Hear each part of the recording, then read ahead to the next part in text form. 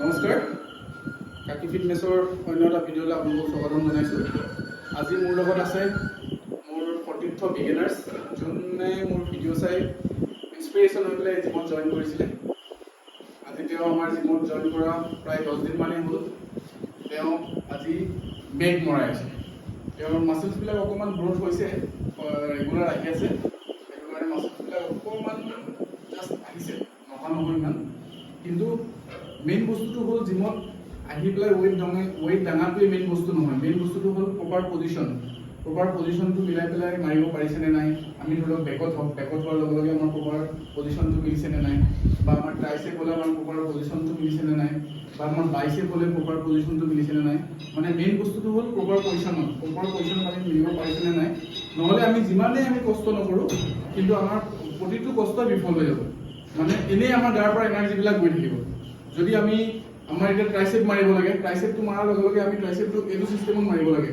যদি আমি ট্ৰাইচেপটো এইটো এনেকুৱা চিষ্টেমত যদি মাৰোঁ, তেতিয়াহ'লে আমাৰ কোনো কাৰণত আমাৰ অকণো শৰীৰত মানে একোৱেই নহ'ব। কিন্তু আমাৰ এনাৰ্জি যিমানটো থাকে, এনাৰ্জিটো কিন্তু গোটেইটো গুচি যাব।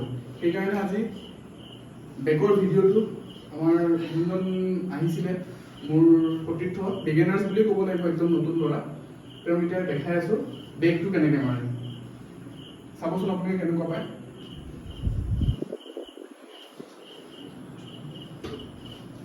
মাৰাৰ লগে লগে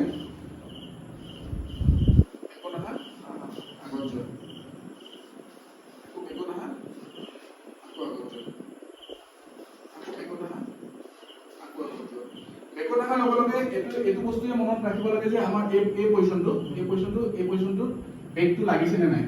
মাৰাচোন পিছলৈ আহা, এইটো লাগিছে ইয়াত, আকৌ আগত যোৱা, আকৌ পিছত আহা। যিটোৱে মাৰিবা প্ৰতিটো বস্তুৱে তোমাৰ 3 টাইমছকে 10 বাৰকে 3 বাৰ মাৰিবা। ঠিক আছে, এইটো হৈছে, এইটো তোমাৰ শ্বৰ্ট গ্ৰিপত হৈ গ'ল। এবাৰ লং গ্ৰিপত লোৱা, লঙত লোৱা,